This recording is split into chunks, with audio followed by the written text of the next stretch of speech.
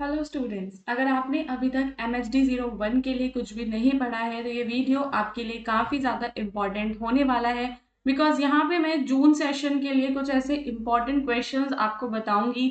साथ ही साथ मैं आपको बताऊंगी कि आपको किस तरीके से आंसर राइटिंग करनी है जिससे कि आप एग्जाम में अच्छे मार्क्स को स्कोर कर सकें। उसके अलावा एक और इम्पॉर्टेंट इन्फॉर्मेशन जो मुझे आपको प्रोवाइड करनी है वो है आपके MA हिंदी के गेस्ट पेपर्स से रिलेटेड।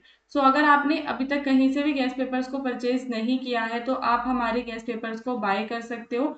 आपको इस नंबर पे व्हाट्सएप करना है और आप व्हाट्सएप पे सिंपल एक हाय भेज देना इस नंबर को सेव करके। देन आप अपने गैस पेपर्स को वहां पे परचेज कर सकते हो। पीडीएफ्स आपको वो अवेलेबल करवा देंगे। उसके अलावा जो यूट्यूब के क्वेश्चंस वाले पीडीएफ्स होते हैं वो भी आपको गैस पेपर के साथ ही मिल जाते हैं। ओके, हमारा जो क्वेश्चन नंबर 1 है, यहाँ पे आपको घनानंद के काव्य कौशल का परिचय देना है।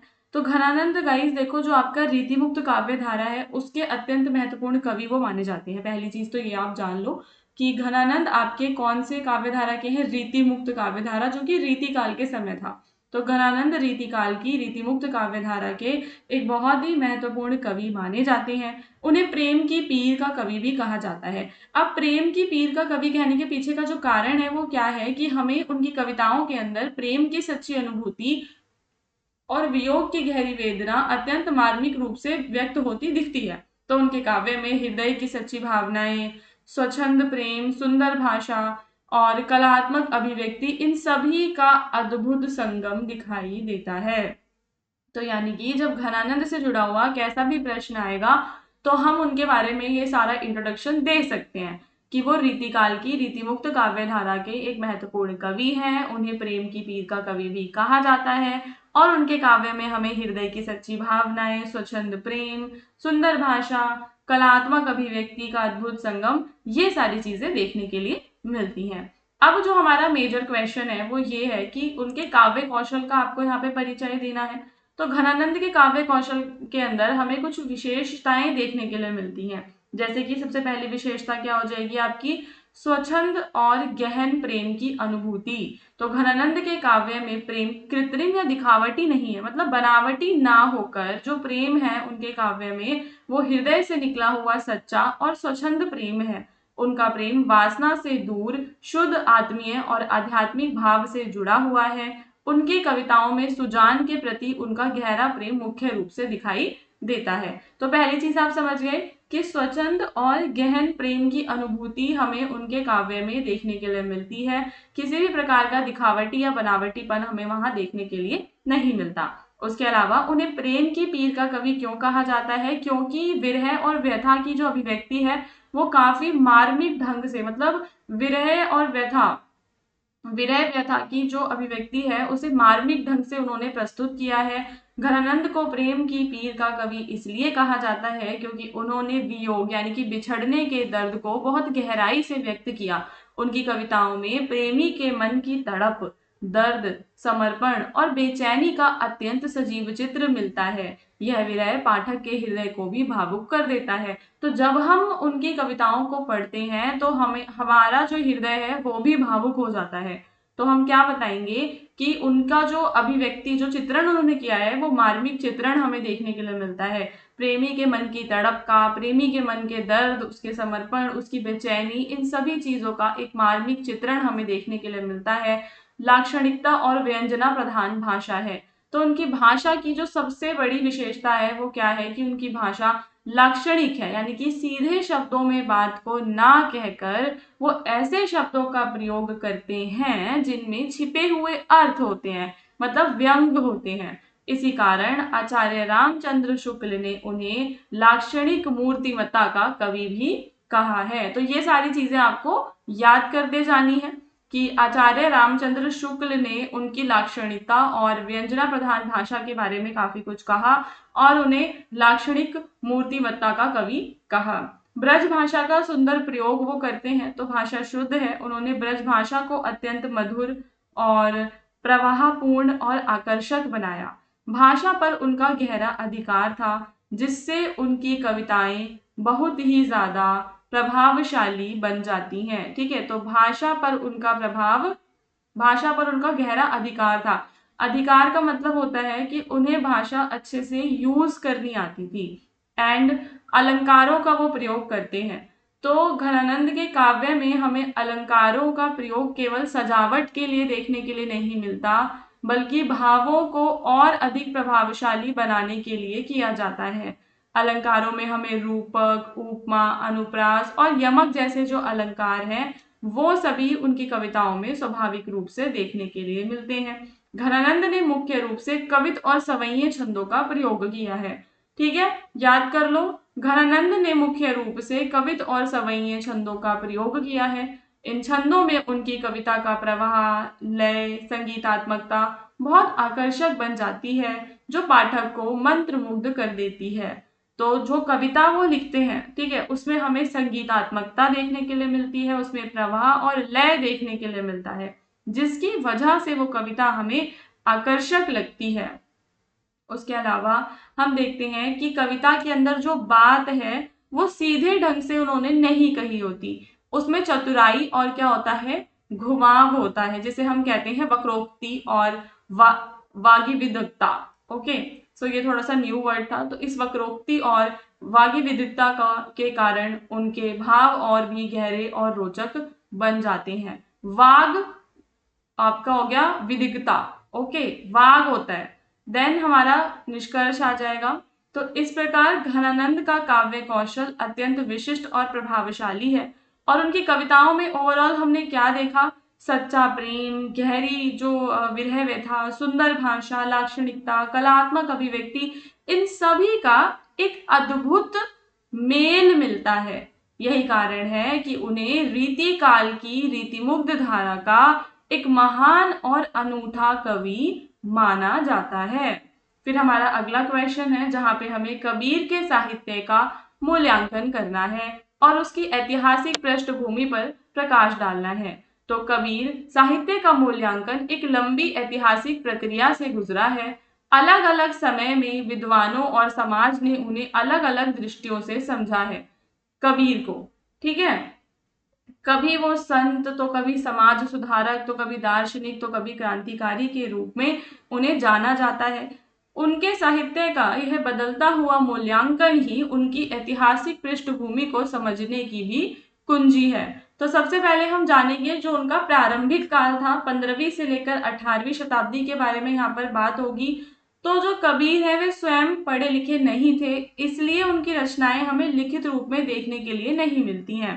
परंतु हम क्या देखते हैं कि जो उनके शिष्य थे, उनकी साखियों, शब्दों और रामायणी को याद करके उनके शिष्यों ने आगे बढ़ाया। तो इस समय कबीर को मुख्य रूप से एक संत, समाज सुधारक और रहस्यवादी कवि के रूप में देखा गया। बाद में उनके शिष्यों ने उनकी वाणियों को बीजक और आदि ग्रंथ जैसे ग्रंथों में संकलित किया। फिर हम देखेंगे कि औपनिवेशिक काल के समय जब पाश्चात्य दृष्टि पड़ती है तो 19वीं शताब्दी में क्या होता है। तो 19वीं शताब्दी में जो यूरोपीय विद्वान थे जैसे कि गारसों दे तासी और वेस्टकॉट ने कबीर के साहित्य का अध्ययन किया, और उन्होंने कबीर को एक एकेश्वरवादी विचारक और कबीर पंथ का संस्थापक माना। इस काल में कबीर को मुख्य रूप से धार्मिक सुधारक और भारतीय रहस्यवाद के प्रतिनिधि के रूप में देखा गया था। आचार्य रामचंद्र शुक्ल का मूल्यांकन करेंगे तो आचार्य रामचंद्र शुक्ल ने कबीर साहित्य का व्यवस्थित और ऐतिहासिक मूल्यांकन किया। उन्होंने कबीर की भाषा को क्या कहा, सदुकड़ी और पंचमेल खिचड़ी। उन्होंने कबीर के विचारों को नाथपंथ और अद्वैतवाद से प्रभावित माना। हालांकि उन्होंने कबीर के दार्शनिक पक्ष की सराहना की, लेकिन उनके अनुसार कबीर का साहित्यिक और कलात्मक पक्ष अपेक्षाकृत कम महत्वपूर्ण था। तो हम क्या कर रहे हैं कि एक एक पॉइंट वाइज उसको समझ रहे हैं, उनका जो पूरा ऐतिहासिक पृष्ठभूमि है हम उसके बारे में यहाँ पे चर्चा कर रहे हैं, जिसमें सबसे पहले हमने प्रारंभिक काल के बारे में जाना, जो आपका जिस समय आपकी मौखिक परंपरा थी ये चल रही थी। देन जो है हमने जो आपका अगला आता है औपनिवेशिक काल के बारे में बात की। फिर जो आचार्य रामचंद्र शुक्ल ने उनका मूल्यांकन किया है ये इंपॉर्टेंट है, तो हम इसको भी यहाँ पे ऐड ऑन कर देंगे। फिर आता है कि 20वीं सदी के उत्तरार्ध से लेकर अब तक क्या रहा। तो इस काल में कबीर का पुनर्मूल्यांकन हुआ। आचार्य हजारी प्रसाद द्विवेदी ने कबीर को वाणी का डिक्टेटर कहा और उनकी भाषा की सहजता और प्रभावशीलता की प्रशंसा की। मार्क्सवादी और दलित चिंतकों ने कबीर को एक क्रांतिकारी, विद्रोही और लोक कवि माना। ठीक है, तो मार्क्सवादियों ने उन्हें क्या माना? मार्क्सवादी और दलित चिंतकों ने उन्हें क्रांतिकारी, विद्रोही और एक लोक कवि माना है, जबकि आचार्य हजारी प्रसाद द्विवेदी ने उन्हें वाणी का डिक्टेटर कहा। क्यों कहा? क्योंकि उनकी भाषा में सहजता और प्रभावशीलता थी। जिन्होंने जाति पाति, मूर्ति पूजा, सामाजिक आडंबरों का विरोध किया। ठीक है, और विदेशी विद्वान जैसे कि शॉर्लेट वादीविले ने भी कबीर को भारतीय संत परंपरा का एक महत्वपूर्ण प्रतिनिधि माना और उनके विचारों को वैश्विक स्तर पर समझाया भी। तो ओवरऑल निष्कर्ष में आप बताएंगे कि इस प्रकार कबीर साहित्य का मूल्यांकन समय के साथ बदलता रहा है। हर युग ने कबीर को अपनी दृष्टि से समझा और उन्हें नए अर्थ दिए। इससे स्पष्ट होता है कि कबीर केवल एक कवि नहीं बल्कि भारतीय समाज और संस्कृति के गहरे विचारक और आलोचक थे, जिनकी प्रासंगिकता हर युग में बनी रही। सूरदास भक्तिकाल के महान कवि हैं और इस क्वेश्चन के अंदर आपको सूरदास के काव्य में जो प्रेम अनुभूति आपको देखने के लिए मिलती है, उस प्रेम अनुभूति का आपको विवेचन करना है। तो सूरदास के काव्य में हमें प्रेम अनुभूति का एक अत्यंत सजीव, भावपूर्ण और विविध रूप देखने के लिए मिलता है। उनके लिए प्रेम केवल सांसारिक आकर्षण नहीं बल्कि ईश्वर यानी कि श्री कृष्ण तक पहुंचने का श्रेष्ठ माध्यम है। ओके, तो उनके लिए, सूरदास के लिए जो प्रेम है वो किससे जुड़ा हुआ है? श्री कृष्ण से जुड़ा हुआ है और श्री कृष्ण तक पहुंचने का सबसे श्रेष्ठ माध्यम है। सूर काव्य में प्रेम का स्वरूप इतना व्यापक है कि वह वात्सल्य, सख्य, दाम्पत्य तीनों रूपों में पूर्णता प्राप्त करता है। तो प्रेम जो है हर एक रूप में हमें उनके काव्य में देखने के लिए मिलता है। सबसे पहले एक होता है वात्सल्य प्रेम, जिसके अंदर जो सहज होता है और निश्चल होता है। तो सूरदास ने बालक कृष्ण और माता यशोदा के प्रेम को इसके अंदर लिखा है और का अत्यंत मार्मिक और जीवंत चित्रण किया। माता यशोदा का लाड प्यार, उनका डांटना, समझाना, कृष्ण की बाल चेष्टाएं, ये सभी अत्यंत स्वाभाविक रूप में यहाँ पे हमें प्रस्तुत होते दिखते हैं और ये वात्सल्य प्रेम में आता है ना। इसमें स्नेह, ममता, चिंता और आनंद सभी भावों का सुंदर समन्वय दिखाई देता है, जो पाठक के हृदय को छू लेता है।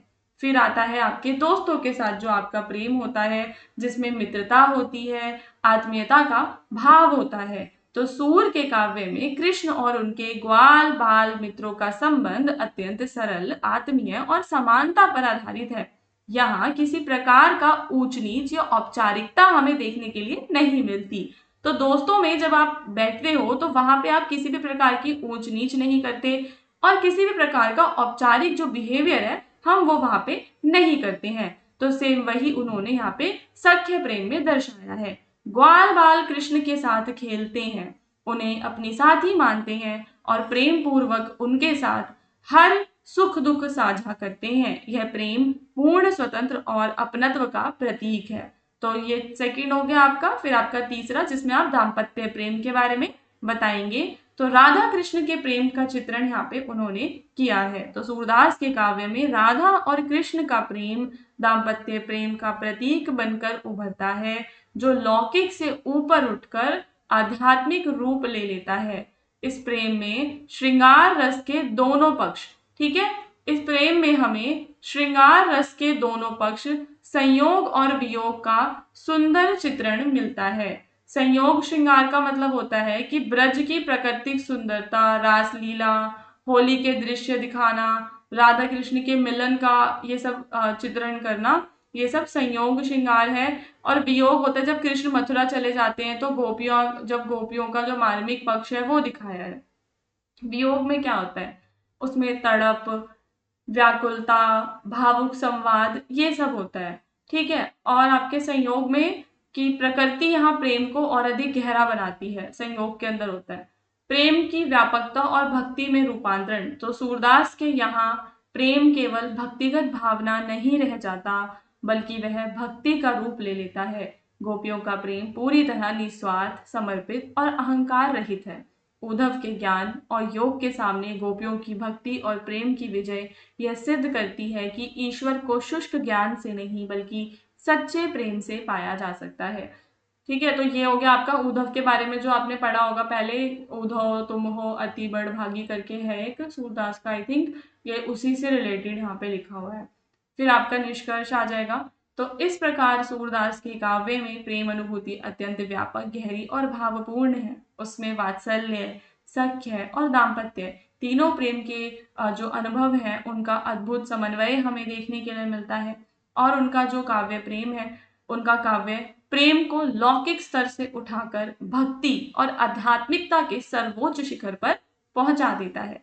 ठीक है, सो यहाँ पे ये वाला भी कंप्लीट हो गया। अब चलते हैं नेक्स्ट पेज, जहाँ पे आपको पृथ्वीराज रासो की विषय वस्तु पर प्रकाश डालना है। तो पृथ्वीराज रासो हिंदी साहित्य का एक अत्यंत महत्वपूर्ण और प्रसिद्ध महाकाव्य है, जिसकी रचना महाकवि चंदबरदाई ने की मानी जाती है। इसे हिंदी का प्रथम महाकाव्य भी कहा जाता है और इसकी विषय वस्तु का केंद्र सम्राट पृथ्वीराज चौहान वंश के तृतीय का जीवन है, जिसमें उनके शौर्य, प्रेम, युद्ध और दुखद अंत का महाकाव्यात्मक वर्णन मिलता है। अब हम यहाँ पे जानेंगे कि पृथ्वीराज जो रासो है उसकी विषय वस्तु कैसी थी। आई होप कि आपको ऊपर की चीजें समझ में आ गई होंगी, जो भी पॉइंट्स मैंने आपको बताए हैं। पृथ्वीराज रासो महत्वपूर्ण और प्रसिद्ध काव्य, महाकवि चंदबरदाई और प्रथम महाकाव्य इसे कहा जाता है। पृथ्वीराज तृतीय का जीवन है, शौर्य, प्रेम और दुख का अंत, ये सब हमें देखने के लिए मिलता है। अब हम बात करेंगे इसकी विषय वस्तु की। तो सबसे पहली चीज जो हम इसमें देखते हैं वो ये कि हमें इसमें पुरानी जो ऐतिहासिक घटनाएं हैं और काल्पनिक घटनाएं, उन दोनों का मिश्रण देखने के लिए मिलता है। तो पृथ्वीराज रासो में इतिहास और कल्पना का सुंदर लेकिन जटिल मिश्रण मिलता है। इसका आधार पृथ्वीराज चौहान का ऐतिहासिक जीवन है, लेकिन दरबारी परंपरा और काव्य शैली के कारण इसमें अनेक अतिशयोक्तिपूर्ण, अलंकारिक और काल्पनिक घटनाएं भी हमें देखने के लिए मिल जाती हैं।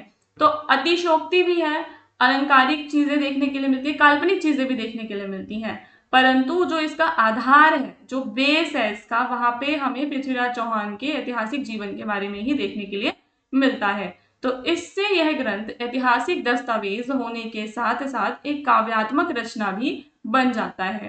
पृथ्वीराज का जन्म और विजय अभियान इसमें देखते हैं। तो महाकाव्य में पृथ्वीराज के जन्म, बाल्यकाल और उनकी असाधारण वीरता का विस्तार से वर्णन किया गया है। उनकी प्रारंभिक सफलताओं, पड़ोसी राज्यों पर विजय और उनके दिग्विजय अभियानों का चित्रण उन्हें एक शक्तिशाली और पराक्रमी शासक के रूप में प्रस्तुत भी करता है। इस ग्रंथ का सबसे प्रसिद्ध और रोचक भाग है संयोगिता और पृथ्वीराज का प्रेम प्रसंग। ठीक है, तो संयोगिता का स्वयंवर और प्रेम प्रसंग हम यहाँ देखते हैं। कन्नौज नरेश जयचंद्र की पुत्री संयोगिता के स्वयंवर में पृथ्वीराज द्वारा उसे प्राप्त करना और अपहरण कर विवाह करना कथा को रोमांच और श्रृंगार रस से भर देता है। यह प्रसंग काव्य में प्रेम और सौंदर्य का अत्यंत प्रभावशाली चित्र प्रस्तुत भी करता है। 3 चीजें समझ गए। फिर शहाबुद्दीन गौरी के साथ उनका जो युद्ध होता है, तो मोहम्मद गौरी, ठीक है, के आक्रमण, पृथ्वीराज की प्रारंभिक विजय और अंततः उनकी पराजय, इस सब का एक मार्मिक चित्रण हम यहाँ पर देखेंगे। पृथ्वीराज रासो का जो मुख्य ऐतिहासिक और वीरतापूर्ण भाग तराइन के युद्धों का वर्णन ही है। तो यहाँ पे उनको बंदी बनाया जाना इस कथा को एक दुखद मोड़ भी देता है। तो इस महाकाव्य में 2 प्रमुख रस, वीर और श्रृंगार रस का समन्वय हमें मिलता है। युद्ध भूमि में वीरता, साहस और शौर्य का वर्णन वीर रस को प्रकट करता है, जबकि दरबार और प्रेम प्रसंगों में श्रृंगार रस की मधुरता देखने को मिलती है। फिर आप क्या देखते हो इसमें, राजपूत शौर्य। तो यह ग्रंथ 12वीं सदी के राजपूत समाज की संस्कृति, उनकी परंपरा और मूल्यों का जीवंत चित्रण भी प्रस्तुत करता है। इसमें आन बान शान, शरणागत की रक्षा करना, युद्ध में बलिदान, स्वाभिमान, इस सभी का विशेष महत्व हम देखते हैं। इस महाकाव्य का अंतिम और सबसे मार्मिक प्रसंग शब्द भेदी बाण से जुड़ा है। चंदबरदाई द्वारा पृथ्वीराज को संकेत दिया जाता है 4 बांस 24 गज अंगुल अष्ट प्रमाण, जिसके आधार पर पृथ्वीराज गौरी का वध करते हैं। इसके बाद दोनों कवि और राजा एक दूसरे के हाथों प्राण त्याग देना कथा को अत्यंत दुखद और वीरतापूर्ण अंत प्रदान करता है। तो शब्द भेदी बाण और एक अंतिम घटना भी हमें इसमें देखने के लिए मिल जाती है। फिर आप पहुंच जाएंगे निष्कर्ष पे। तो इस प्रकार जो ये पूरा आपका है पृथ्वीराज रासो की जो विषय वस्तु है वो केवल एक ऐतिहासिक कथा नहीं है, बल्कि इसमें हमें वीरता, प्रेम, त्याग, युद्ध और राजपूत संस्कृति का अद्भुत समन्वय देखने के लिए मिलता है।